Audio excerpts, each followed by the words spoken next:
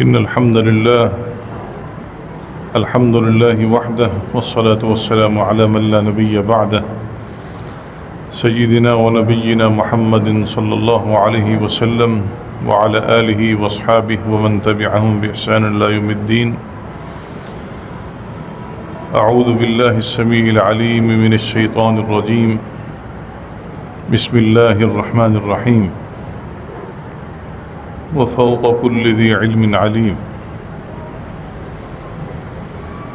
قال الإمام الشافعي رحمه الله تعالى: شكوت إلى بقيع سوء حفظي فأوصاني خليلي إلى ترك المعاصي. العلم نور من إلهي والعلم لا يبقى للمعاصي. انتہائی قابل احترام علماء کرام اور پیارے عزیز طلبہ،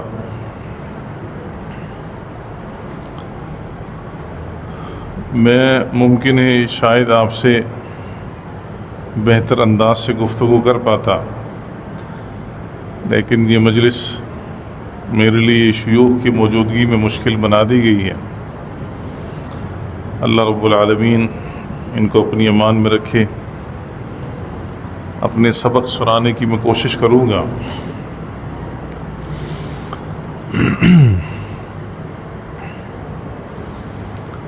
علم دین کے اندر اور بالخصوص تحصیل دین میں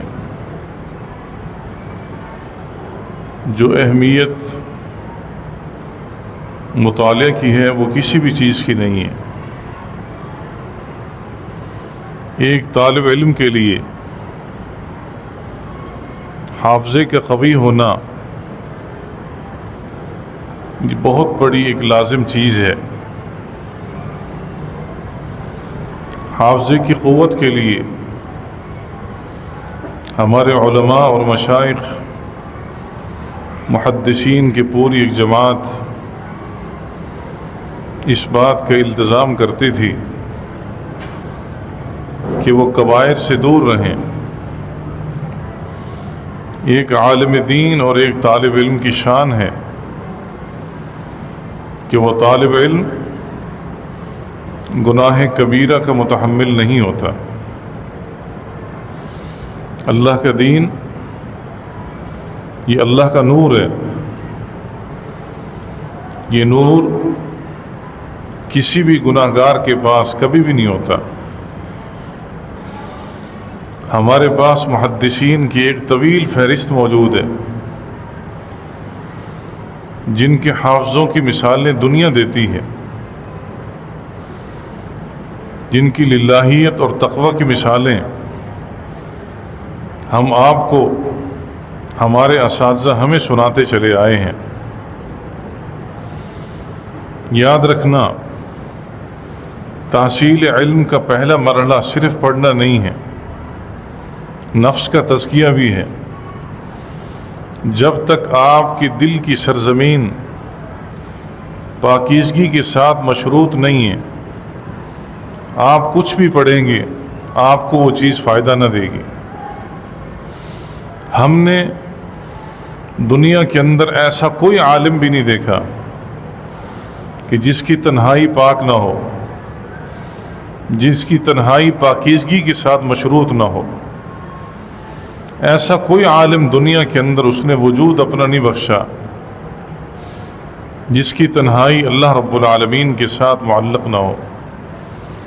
تو یاد رکھیں، حصول علم کی برکات میں سے سب سے پہلی برکت اللہ رب العالمین کے ساتھ تعلق اور کبائر سے توبہ، کبائر سے اجتناب۔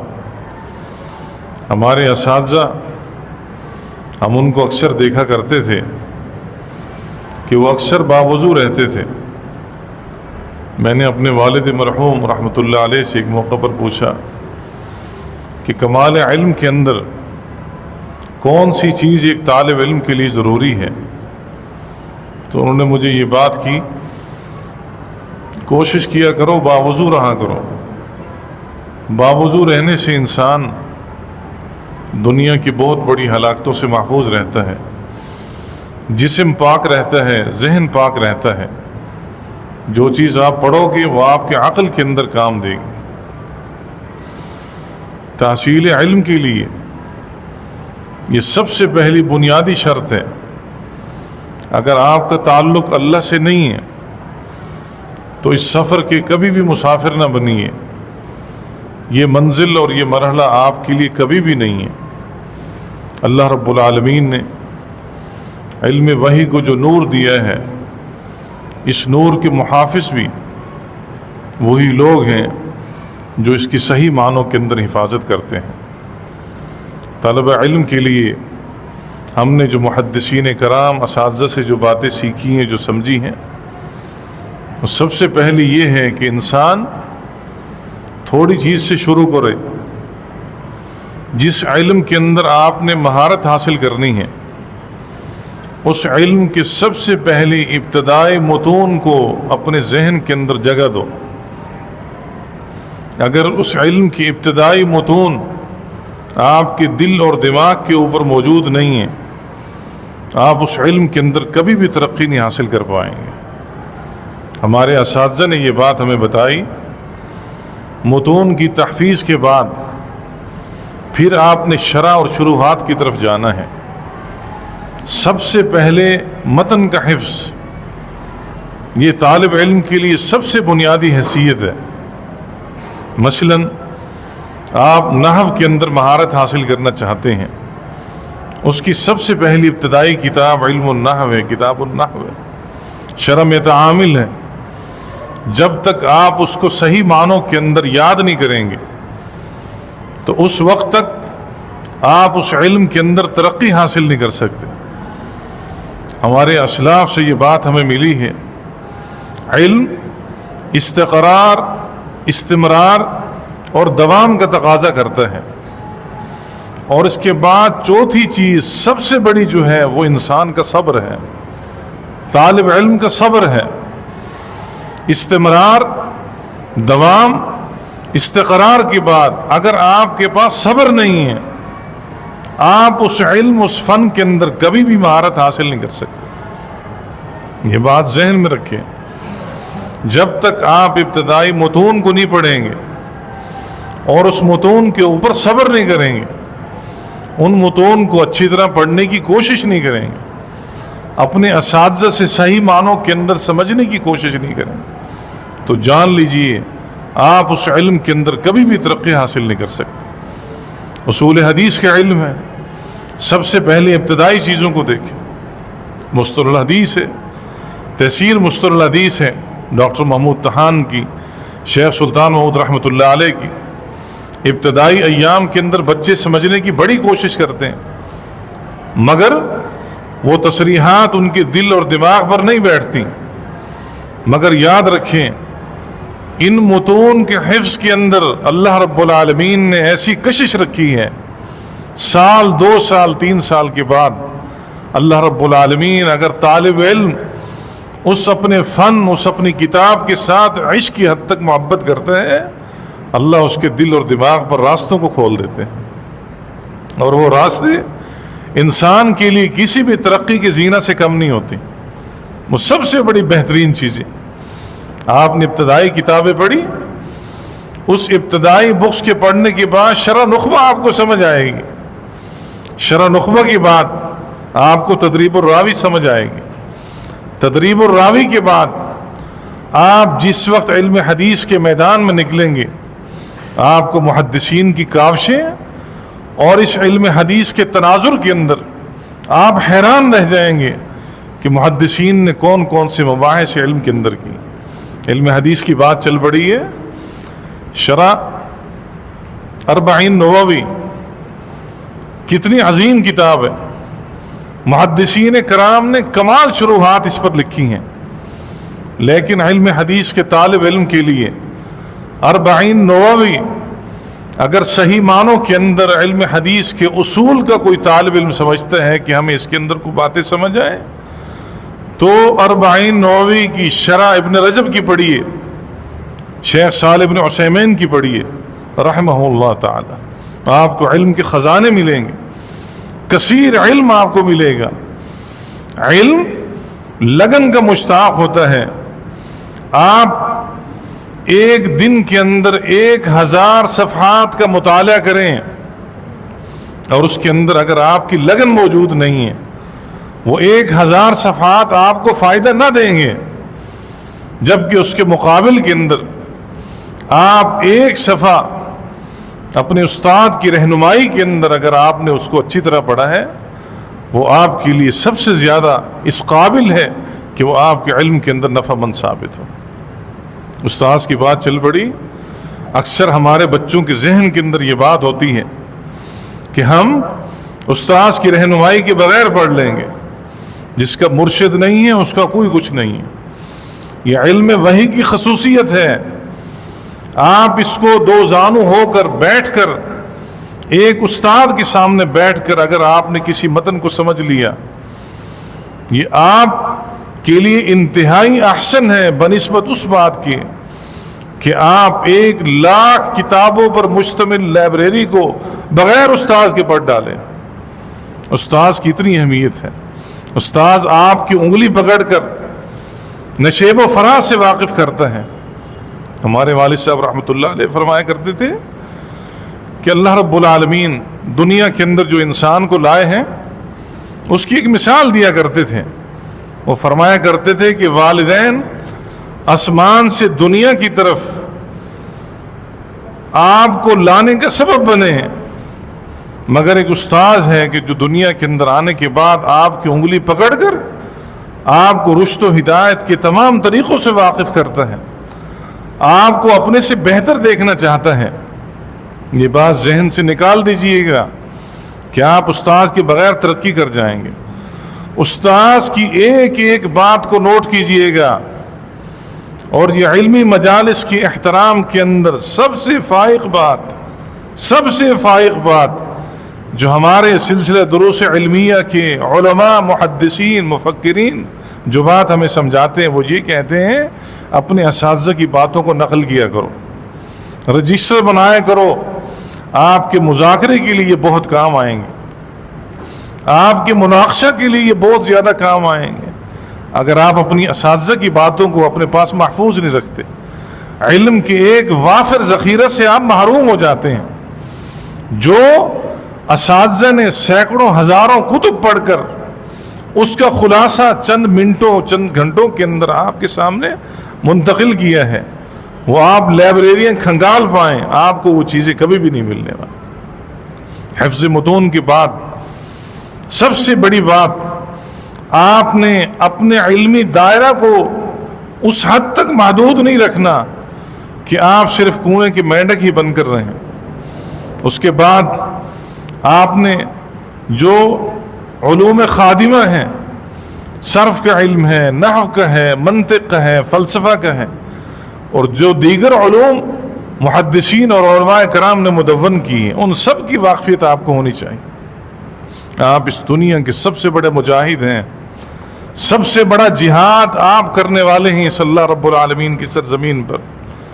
ہمارے شیخ مولانا محمد رفیق الاسری رحمہ اللہ فرمایا کرتے تھے، ایک میدان جہاد کے اندر حاضر ہونے والا ایک مجاہد اور ایک طالب علم مجاہد، ان دونوں کے درمیان بڑا فرق ہے۔ فرمایا کرتے تھے جو غزوہ لڑ رہا ہے، جو میدان جہاد کے اندر کھڑا ہے، اس میدان جہاد کے اندر کھڑے ہوئے مجاہد کی کلاشن کوس سے نکلی ہوئی ایک گولی وہ ایک کافر کو جہنم حاصل کرتی ہے، اور ایک عالم دین کی زبان سے نکلی ہوئی گولی انسان کو جہنم سے کھینچ کر جنت کے راستے کے اوپر منتقل کرتی ہے۔ اس راستے کے مسافر بنیے، آپ اس امت کے علم کے امین ہیں، اس امانت کو سمجھنے کی کوشش کیجیے۔ اگر آپ اس امت کی امانت کو صحیح معنوں کے اندر نہیں سیکھیں گے، آپ اس مرکز اصحاب الصفہ کی 4 دیواری سے باہر نکل کر دیکھیں، فتن اور زلازل کا پورا ایک باب ہے، پورا ایک دروازے کھلے ہوئے ہیں، الہادی فکر اپنی زوروں کے اوپر قائم ہے، سوشل میڈیا کے اوپر فتنہ انکار حدیث اور مختلف عوامل کے ساتھ اللہ رب العالمین کے دین کے اوپر جو نشتر چلائے جاتے ہیں وہ آپ کی سوچ سے بھی بالاتر ہیں۔ آپ اپنے اندر یہ عزم پیدا کیجئے کہ ہم نے اس علم کے اندر کمال حاصل کرنا ہے تو اس وجہ سے کرنا ہے کہ ہم باہر نکل کر اللہ رب العالمین کے دین کا دفاع کر سکیں۔ اس کے بغیر کسی بھی صورت میں ممکن نہیں ہے۔ محدثین کرام کی روایات ہیں کہ انہوں نے منہج اعتدال کے ساتھ ایک طالب علم کو ایسے ایسے ہتھیار فراہم کیے ہیں کہ دنیا کے اندر موجود جتنے بھی فقہی مذاہب ہیں ہر ایک کے پاس اپنی اپنی چھریاں موجود ہیں، وہ کبھی بھی لوگوں کو اعتدال کے اوپر لے کر نہیں آتے۔ میں حیران ہو رہا تھا کہ جس وقت مجھے یہ عنوان دیا گیا اور میں نے اس کے اوپر کچھ مطالعہ کیا تو محدثین اور فقہاء کی باہم آراء کو جس وقت میں نے ان کا کمپیریزن کیا، فقہاء نے کیا کام کیا ہے، نام نہاد اپنے فقیہ اپنے آپ کو کہنے والے۔ ایک موضوع میں پڑھ رہا تھا، قرآن حدیث کے اندر تعارض کی مثالوں کو پیش کر رہے تھے، کہتے تھے قرآن حدیث میں جب تعارض آ جائے تو اس کا حل کیا ہے، اس کا حل کس انداز سے ہے۔ وہ کہتے ہیں اذا تعارض تساقطا، جب بظاہر آپ کو قرآن میں کوئی اعتراض نظر آتا ہے اور حدیث کے اندر اعتراض نظر، دونوں کو ختم کر دو، دونوں کو ختم کر دو۔ شرم حیا تک نہیں آتی ایسے منہج کو پروموٹ کرنے والے لوگوں کو۔ قرآن کی آیتوں کو ساقط قرار دیتے ہیں، کہتے ہیں کہ تلاوت باقی ہے، احکام ساقط ہو چکے ہیں۔ حدیث کی تلاوت باقی ہے، ہمارے عقل کے اندر یہ بات نہیں آئی، ہم حدیث کو ساقط قرار دیتے۔ محدثین کا منہج اعتدال یہ ہے کہ آپ کو باقاعدہ محدثین ایک راستے کے اوپر لگاتے ہیں۔ سب سے پہلے فرمایا تطبیق کے راستے کا قیام کرو، دونوں چیزوں کو دیکھو۔ محدثین کا مسلک یہ ہے، دنیا میں قرآن مجید کی کوئی آیت، دنیا میں حدیث مبارک کوئی بھی حدیث، صحیح حدیث قرآن کی نص کے مخالف نہیں ہے، کوئی حدیث حدیث کے مخالف نہیں ہے، کوئی حدیث قرآن کے مخالف نہیں ہے۔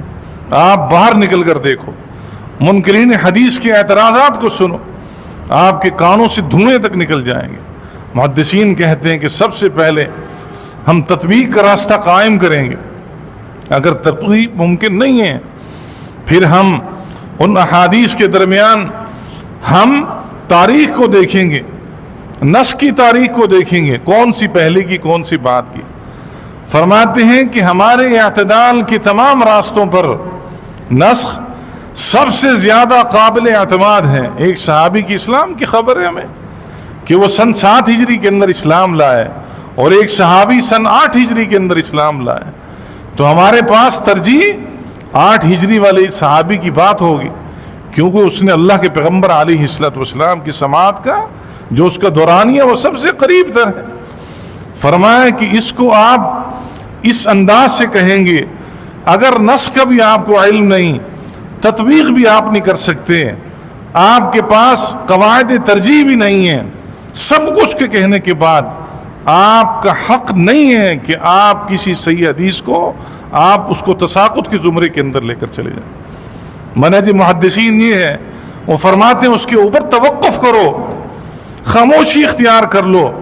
اس صدی کے علماء کو یہ بات سمجھ نہیں آئی، رب العالمین اس سرزمین کے اوپر ایسے افراد کو ضرور پیدا کریں گے کہ جو ان احادیث کے درمیان تطبیق اور دیگر راستوں کو کہہ کر براہ راست امت کو ایک حسن اعتدال دیں گے، ایک ان کو مرکز فیض دیں گے کہ جو ان حدیث سے ان کے اوپر واضح ہوگا۔ ایک منکرین حدیث سے میری بات ہوئی، برملا ہر ایک بات پر حدیث پر انکار، حدیث کے اوپر انکار، قرآن کی آیت کے تضاد کے اندر ہے، قرآن کی آیت کے ساتھ ان کا محاسبہ کرنے کے لیے اپنے آپ کو پیش کرتے۔ بات کیا کی کہ قرآن مجید کی سورۃ المائدہ کے اندر اللہ رب العالمین نے یہ بات کی ہے، کیا بات فرمائی ہے کہ تمہارے اوپر مردہ حرام ہے۔ کہتے جی مردہ حرام ہے؟ جی میں نے کہا مردہ حرام ہے۔ جب مردہ حرام ہے تو پھر جامع ترمذی کی روایت کے اندر آتی ہے کہ رسول اکرم صلی اللہ علیہ وسلم نے بکری کی چمڑے کو دباغت کا حکم دیا ہے، آپ اس سے تخصیص کیسے کرو گے؟ میں نے کہا وحی کی تشریح وہی کرے گی. ہم رسول اکرم صلی اللہ علیہ وسلم کی فرمودات کو بعینی وہی حیثیت دیتے ہیں جو نزول وحی کے اندر اللہ رب العالمین نے جن اصول اور معاملات کو اپنایا ہے. ہمارے نزدیک قرآن مجید کی اترنے والی وحی وہی حکم رکھتی ہیں جو اللہ کے پیغمبر علیہ الصلوۃ والسلام کی زبان مبارک سے یہ بات نکلی. میں نے کہا کہ قرآن مجید کی تفسیر کے سب سے پہلے اصولوں کو دیکھو. مفسرین کرام محدثین نے قرآن مجید کی تفسیر کے اصول کون سے بیان کیے ہیں؟ محدثین کرام کا، مفسرین کا باقاعدہ ایک اصول ہے کہ قرآن مجید کی سب سے پہلی تفسیر قرآن مجید خود کرتا ہے، جس کو تفسیر القرآن بالقرآن کہا جاتا ہے. نمبر 2 پر قرآن مجید کی تفسیر اللہ کے پیغمبر علیہ الصلوۃ والسلام کی احادیث کرتی ہیں، آپ کے اقوال و افعال کرتے ہیں. نمبر 3 ہم یہ دیکھتے ہیں کہ قرآن مجید کی تفسیر اگر ہمیں قرآن سے نہیں ملی، حدیث سے نہیں ملی، پھر ہم صحابہ کے اقوال کی طرف جاتے ہیں کہ صحابہ نے اس بارے میں ہمیں کیا بات کی ہے. نمبر 4 پر قرآن مجید کی تفسیر کا وہ مرحلہ ہے جس کو علماء محدثین اور مفسرین کرام کی پوری جماعت نے مذموم قرار دیا ہے. وہ کیا ہے؟ تفسیر القرآن ای باقوال الرائے. میں نے کہا یہ تیری عقل ہے، تو کہتے ہیں کہ قرآن کی مخالف یہ حدیث ہے، لیکن ہم یہ سمجھتے ہیں کہ رسول اکرم صلی اللہ علیہ وسلم نے قرآن مجید کی آیت کے تناظر کے اندر یہ جو تخصیص کا حکم دیا ہے، یہ اللہ رب العالمین کی طرف سے ودیعت کردہ ہے، یہ امت کی طرف سے آسانی ہے. یہ ان علاقہ اور ان عوام کے لیے ہے کہ جس وقت برتنوں کی بڑی کمی تھی، رسول اکرم صلی اللہ علیہ وسلم نے مردوں کی ان چمڑوں کی دباغت کرنے کے بعد اللہ رب العالمین نے مسلمانوں کو اس بات کی اجازت مرحمت فرمائی. پھر فقہ کی موش گافیاں بھی سنیے. فقہ کیا کہتی ہیں؟ ایما احاب دو بیغا، وہ کہتے ہیں کہ یہ حکم تعمیم کے لیے ہے، یہ حکم عام ہے، اس کے لیے آپ کسی کو خاص نہیں کر سکتے. انا للہ و انا الیہ راجعون. جب انسان علم حدیث اور محدثین کے فہم سے دور ہوتا ہے، آپ اس کی ظاہری شکل پر کبھی بھی نہ جائیے گا، آپ اس کے ظاہری اعتقادات پر کبھی بھی نہ جائیے گا. وہ دنیا کا سب سے بڑا گمراہ اور مرتد انسان ہے جس نے حدیث کے اندر محدثین کی کاوشوں کو اس نے ٹھکرایا ہے. انہوں نے کیا کہا کہ فرمایا یہ حکم تعمیم ہے، گدھے کا چمڑا بھی پاک ہے، کتے کا چمڑا بھی پاک ہے، خنزیر کا چمڑا بھی پاک ہے نا. خنزیر کے استثناء کرتے ہیں، سب کا چمڑا پاک ہے.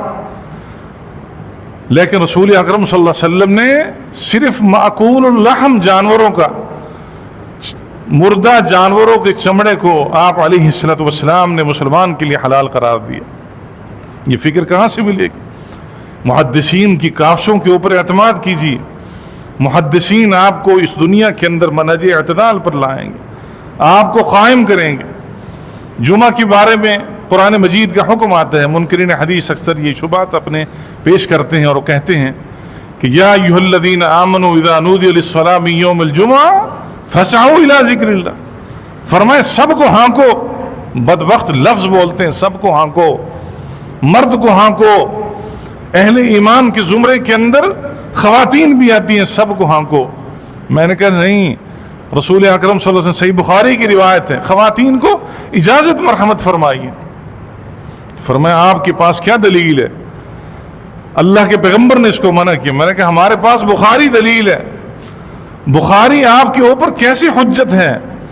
ہم بخاری کو ویسے حجت مانتے ہیں، بخاری کی احادیث کو ویسی حجت مانتے ہیں جیسا کہ ہمارا ایمان قرآن مجید کی وحی قطعی ہونے پر اس کے اوپر ہمارا ایمان ہے. رسول اکرم صلی اللہ علیہ وسلم نے تخصیص کر دی کہ خواتین کے اوپر جمعہ کی جماعت لازم نہیں ہے. اگر وہ آتی ہیں تو ٹھیک ہے، اگر وہ نہیں آتی تو تب بھی ٹھیک ہے، گھر کے اندر وہ ظہر کی نماز پڑھ لیں.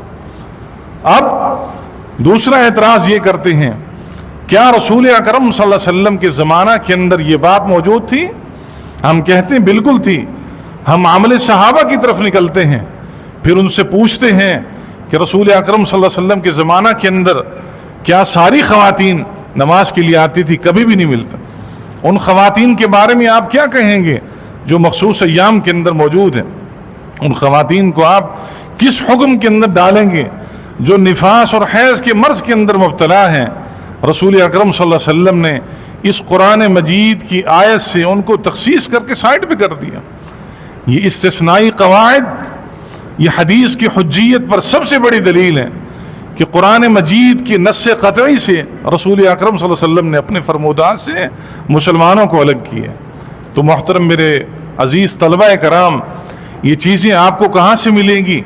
یہ چیزیں آپ کو مطالعے سے جہاں ملیں گی اس سے کہیں زیادہ آپ کو آپ کے اساتذہ کے تجربات سے ملیں گی۔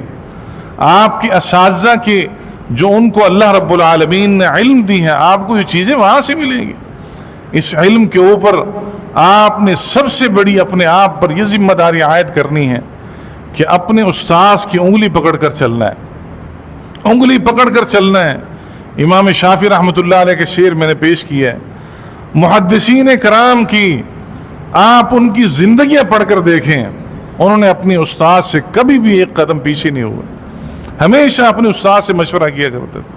استاد کی بات آئی تو میرے شیوخ بیٹھے ہیں، یہ جانتے ہیں کہ میرے والد رحمۃ اللہ علیہ تقریباً ان کی 55 سال کی تدریس کی زندگی ہے، اور ہم نے تقریباً 2005 6 7 کے اندر کئی معاملات کے اندر ہم نے دیکھا 20 سال احادیث کی کتب پڑھانے کے بعد اگر پھر بھی کبھی ان کو کوئی اشکال آ جاتا، فوراً کتاب پکڑتے نیچے لائبریری کے اندر شیخ کبیر کے پاس آتے تھے، شیخ کبیر کی خدمت میں بیٹھ کر ان سے سمجھنے کی کوشش کیا کرتے تھے۔ یہ ہمارے اکابر تھے، اور اس کے لیے سب سے بڑی اہم بات آپ کی خدمت میں یہ گزارش کروں کہ مطالعہ آپ کو تب مفید کارآمد ثابت ہوگا جب آپ اپنے استاذ کی عزت کریں گے۔ اگر عزت نہیں ہے تو یہ علم کا حصول کچھ بھی نہیں ہے، یہ کتابوں کا ڈھیر ہے۔ سورۃ الجمعہ میں اللہ رب العالمین نے جو فرمایا ہے کہ یہ گدھوں کے اوپر لدی ہوئی کتابیں ہیں، ان کو کوئی فائدہ نہیں دینے والے۔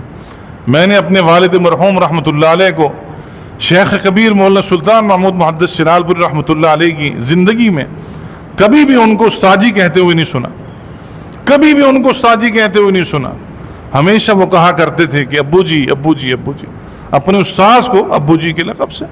گھر کے اندر ہمارے اوپر پابندی ہوا کرتی تھی، کسی نے بڑے استاذ نہیں کہنا، کسی نے بڑے استاذی نہیں کہنا، کسی نے شیخ صاحب نہیں کہنا۔ ہمارے اوپر پابندی ہوا کرتی تھی کہ شیخ کبیر کو آپ نے دادا بو کہہ کے پکارنا۔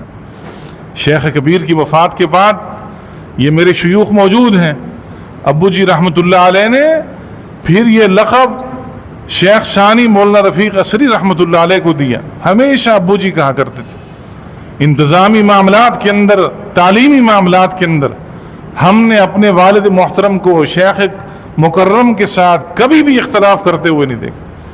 فرماتے تھے جو میرے ابو جی نے کہہ دیا وہ سو کہہ دیا۔ اپنے اساتذہ کے ساتھ والدین والا تعلق انسان کی زندگی کے اندر خیر اور خوبی کا باعث ہے۔ اساتذہ کے توسط سے اللہ آپ کو بڑے عز و مقام سے نوازیں گے، بڑے عز و مقام سے نوازیں گے۔ شیخ الاسلام امام ابن تیمیہ رحمۃ اللہ علیہ کی خدمت کے اندر جب شیخ الاسلام عماد الدین ابن کثیر رحمۃ اللہ علیہ شیخ ابن قیم الجوزی رحمۃ اللہ علیہ پڑھا کرتے تھے، وہ فرمایا کرتے تھے ہم اس تلاش کے اندر رہا کرتے تھے کہ شیخ ابن تیمیہ کہاں جوتی اتارتے ہم ان کی جوتی کو سیدھا کریں۔ ہم تو اساتذہ کے القابات رکھتے ہیں نا، فلاں استاد یوں ہیں فلاں یوں ہیں، اس کبر سے اپنے آپ کو بیٹا نکالیے۔ علم عاجزی کا نام ہے، مطالعہ عاجزی کا نام ہے، علم کے اندر ترقی یہ عاجزی کا نام ہے۔ جب تک عجز آپ کے اندر سرایت نہیں کر جاتا آپ علم کی زینوں کے اوپر کبھی بھی نہیں چڑھ پائیں گے، کبھی بھی نہیں چڑھ پائیں گے، کسی بھی صورت میں نہیں چڑھ پائیں گے۔ اور دوسری میں آپ کو مختصراً گزارش کروں گا کہ اپنے آپ کو درسیات تک کبھی بھی محدود نہ رکھنا۔ یہ آپ کا جو علم کا دورانیہ ہے 4 سال کا 5 سال کا، یہ آپ نے درسیات پڑھنی ہے۔ یہ اساتذہ جب تخرج کا سرٹیفکیٹ آپ کو دیں گے تو آپ نے اپنے ذہن میں یہ بات بٹھانی ہے کہ یہ ہمارے والدین ہیں، انہوں نے ہمیں چلنا سکھایا ہے، انہوں نے صرف ہمیں راستے پر چلنا سکھایا ہے، آگے اس راستے کے مسافر بھی خود ہیں، راہی بھی خود ہیں، اس راستے کے نشیب و فراز کو پہچاننے والے ہم خود ہیں۔ اساتذہ سے تعلق کبھی بھی نہ توڑنا، کسی صورت کے اندر نہیں توڑنا۔ اساتذہ کے ساتھ یہ جو کو آپ پڑھتے ہیں اس کو نوٹ کریں، اساتذہ کے ساتھ اپنی قربت بڑھائیں، ان کے علم سے فیض یاب۔ شیخ ابن تیمیہ رحمۃ اللہ علیہ کے بارے میں بہت کچھ آتا ہے، آج تک ان کی ترجیحات جو کچھ امت کے اندر متداول ہیں سب علماء اس کو نقل کرتے ہوئے آ رہے ہیں۔ ہم اکثر دیکھتے ہیں بخاری شریف پڑھانے والے اپنے شیخ الحدیث صاحب کو، ہم کیا دیکھتے ہیں کہ وہ فتح الباری پڑھتے ہیں، آدھی صدیوں سے بخاری شریف پڑھانے والے علماء وہ فتح الباری پڑھتے ہیں، ہر سال پڑھتے ہیں۔ اس کی وجہ کیا ہے، وہ کیوں پڑھتے ہیں؟ ہم نے اپنے اساتذہ سے یہ بات سنی ہے کہ جب بھی اس فتح الباری کھولی ہے ہمیں کو نئی سے نئی چیز ملی ہے، یعنی علم اتنا بے پناہ کتابوں کے اندر بھرا پڑا ہے اور لوگوں نے اپنی زندگیاں گزار دی ہیں، لیکن ان کے علم کا جو کمال اور اللہ رب العالمین نے ان کی زندگیوں کے اندر جو برکتیں رکھی تھیں اس کا فیض آج تک جاری ہے، آج تک جاری ہے۔ دنیا کے اندر بہت سارے فتنے ہیں، یاد رکھنا شیخ البانی رحمۃ اللہ علیہ کا قول ہے، فرماتے ہیں الکتاب والسنہ علی فہم سلف الامہ، قرآن و سنت کو پکڑنا، امت کے سلف صالحین کے فہم کے اوپر قائم رہنا۔ سلف صالحین کا فہم آپ کو کبھی بھی گمراہ نہیں کرے گا۔ آپ عیسائی کتابیں پڑھیں، آپ یہودی کتابیں پڑھیں، درسیات کے بعد آپ میدان میں نکلیں، ہر علم سے آپ فیض یاب ہوں، لیکن کسی کا اثر اپنے جسم اور دل اور دماغ پر نہیں لینا۔ اگر اثر لینا ہے قرآن و سنت سے لینا ہے، یا قرآن و سنت کے خدام جن کا تعلق خالص سلف صالحین کے منہج کے ساتھ وابستہ ہے ان کا اثر لینا ہے۔ کسی باطل، کسی بدباطن کے فکر سے کبھی بھی مرعوب نہیں ہونا۔ اللہ رب العالمین کے فضل سے آپ اس دنیا کے اوپر خیر والے لوگ ہیں، خیر آپ کے ہاتھوں کے اندر ہے، امت آپ کی فکر اور آپ کی روایات کی منتظر ہے کہ آپ میدان عمل کے اندر نکلیں اور امت کو اپنی خیر دیں۔ منہج سلف صالحین اعتدال کا منہج ہے۔ اس فکر کو پڑھنے کے بعد انسان کے اندر عاجزی پیدا ہوتی ہے، اللہ سے تقرب بنتا ہے، اللہ رب العالمین کے ساتھ خشیت کے معاملات آتے ہیں۔ آپ اپنی چیزوں کے اندر، اپنے علمی استواء کے اندر منہج سلف صالحین کو لازمی اپنانا۔ کسی بھی آپ دعوت کے میدان میں جاتے ہیں، کسی بھی دعوت کے میدان میں، شیخ صدیق رضا صاحب کو بھی میں بتا رہا تھا، میرے استاذ تھے شیخ حافظ زبیر الزئی مرحوم رحمۃ اللہ علیہ، اللہ رب العالمین نے بڑے ان کو عز و مقام سے نوازا۔ ان کی وفات سے 1 سال قبل میں نے ان کو یہ بات کی، میں نے کہا استاد جی مجھے کو نصیحت کریں، مجھے کو نصیحت کریں۔ استاد جی رحمۃ اللہ علیہ فرماتے ہیں عمران بھائی میں آپ کو کیا نصیحت کروں، آپ تو مجھے نصیحت کریں۔ یہ ان کے عاجزی تھے، ہم تو ان کے بچے تھے، طفل مکتب تھے، ہم نے کیا پڑھنا تھا۔ آج تک اپنے آپ کو بچے سمجھتے ہیں، آج تک اپنے آپ کو بچے سمجھتے ہیں۔ استاد جی سے میں نے کہا کہ مجھے کو نصیحت کریں۔ استاد جی رحمۃ اللہ علیہ نے مجھے نصیحت کی کہ عمران جمعہ جو پڑھانا ہے بغیر تیاری کے کبھی بھی نہیں پڑھانا۔ اللہ جانتا ہے مسجد میں بیٹھا ہوں، باوضو بیٹھا ہوں، مجھے اس دن کے بعد ایک جمعہ بھی یاد نہیں ہے۔ اس بات کو میں نے اپنے پلے سے باندھ لیا، کسی بھی موضوع پر پڑھانا ہو، کسی بھی عنوان کے اوپر گفتگو کرنی ہو، جب تک اس کے اوپر میں تیاری نہیں کرتا میں اس وقت تک بولتا نہیں ہوں۔ یہ میں نے نوٹ آپ کے لیے بنائے تھے لیکن اس کو کھولنے کی نوبت نہیں آئی، لیکن میں آپ کو بتانے کا مقصد یہ ہے کل جیسے شیخ نے مجھے کہا میں نے فوراً اس کے اوپر تیاری کی۔ چیزیں تو بہت ساری ذہن میں ہیں لیکن باقاعدہ یہ استاذ کی بات ہے، استاذ کی بات کو مانا ہے۔ میں نے اپنے والد مرحوم رحمۃ اللہ علیہ سے جس وقت میں میدان عمل کے اندر اترنے والا تھا مجھے انہوں نے یہ بات کی تھی، جمعہ پڑھانا ہے تو احکام و مسائل کے اوپر پڑھانا ہے، فضائل بھی نہیں پڑھانا۔ اس کا فائدہ کیا ہوگا؟ ابو جی رحمۃ اللہ علیہ فرمایا کرتے تھے کہ یہ جو علماء سامنے آتے ہیں یہ تو الگ بات ہے، یہ جو عوام سامنے آتی ان کے پاس علم دین سیکھنے کے لیے کوئی وقت نہیں ہے، کوئی ٹائم نہیں ہوتا۔ یہ آپ کا آدھا گھنٹہ پونا گھنٹہ آپ کی گفتگو سنتے ہیں، اگر ایک آپ کا مقتدی 2 سال تک آپ کے پیچھے جمعہ پڑھتا ہے تو گویا کہ آپ یہ سمجھیں کہ آپ نے اس کو علوم اسلامیہ کی خاموشی کے ساتھ سند دے دی ہے، اس کے دین کے تمام ابتدائی مسائل اور معلومات کی اس کو خبر ہو جاتی۔ میں آپ کو بھی یہ دعوت دوں گا، جو منتہی طلبہ ہیں، جو میدان عمل کے اندر اترنے والے ہیں، اپنے جمعات کا موضوع اگرچہ یہ خشک ہوتے ہیں لیکن آپ اس کے اندر چاشنی پیدا کر سکتے ہیں۔ چاشنی آپ کیسے پیدا کریں گے؟ اپنے کبار کو سنیں، شیخ عبداللہ ناصر رحمانی حفظہ اللہ کی دروس کو سنیں۔ میں آج تک ان کی دروس سنتا ہوں، بڑے شوق سے سنتا ہوں۔ میں جب بھی سفر کرتا ہوں میری کوشش ہوتی ہے میں شیخ صاحب کی دروس سنوں۔ میں شیخ صاحب کا اس وقت سے شاگرد ہوں جب شیخ صاحب کی میری ملاقات بھی نہیں ہوئی تھی، ذہن کے اندر ایک بات بٹھا لی تھی، شیخ صاحب سے میں نے اجازت و رعایت لینی، اور اس ہماری محبت و عقیدت کا ایک لمبا سفر ہے، وہ اللہ رب العالمین کے فضل سے کل وہ طے ہوا ہے۔ لیکن ہماری عقیدت محبت، ہمارے عقیدہ اور منہج کے اندر عقیدہ میں ہم ان کو اپنا امام سمجھتے ہیں۔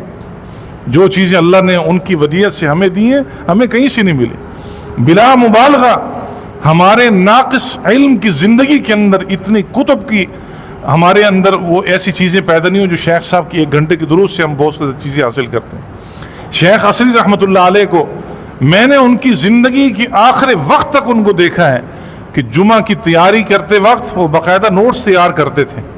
شیخ صاحب آپ کو یاد ہے، شیخ کامران صاحب، شیخ صاحب باقاعدہ نوٹ مرتب کرتے تھے، وہ مرتب کر کے پھر آگے لے کر جاتے تھے۔ اپنے آپ کو کبھی بھی یہ نہ سمجھنا کہ ہم علم سے مستغنی ہو چکے ہیں، ہمیشہ جب تک آخر وقت ہے انسان علم ہی سیکھتا رہتا ہے۔